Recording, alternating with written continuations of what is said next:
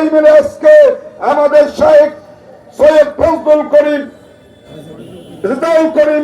সৈয়দ রেজাউল করিমের নেতৃত্বে এবং ফয়জুল করিমের নেতৃত্বে আজকে বৃহত্তর ইসলামী জোটের যে সম্ভাবনা সৃষ্টি হয়েছে, এই জোটের শক্তিশালী করে আজকে বাংলাদেশের জনগণের প্রত্যাশা চাঁদাবাজ দুর্নীতি সন্ত্রাস মুক্ত বাংলাদেশ গড়ে তোলার লক্ষ্যে আজকে হাত পাখার পক্ষে ভোট দিয়ে আজকে ইসলামী সমাজ ইসলামী জোটকে বিজয়ী করার দায়িত্ব আমাদের সবার। আপনাদের সবাইকে আমি আবার আহ্বান করব, আসুন আমরা সবাই মিলে আজকে ইসলামের বিজয়, আমরা ব্যক্তির বিজয় চাই না। আমার নেতা সৈয়দ রেজাউল করিম সাহেব এবং এর আগে যিনি ছিলেন তার সেটা আমাদের একটা স্লোগান আছে, নেতার পরিবর্তন নয়, আমরা নীতির পরিবর্তন চাই।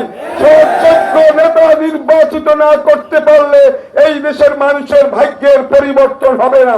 আজকে নেতা নয়, নীতির পরিবর্তন চাই। সেই লক্ষ্যেই আজকে ইসলামের বিজয় চাই।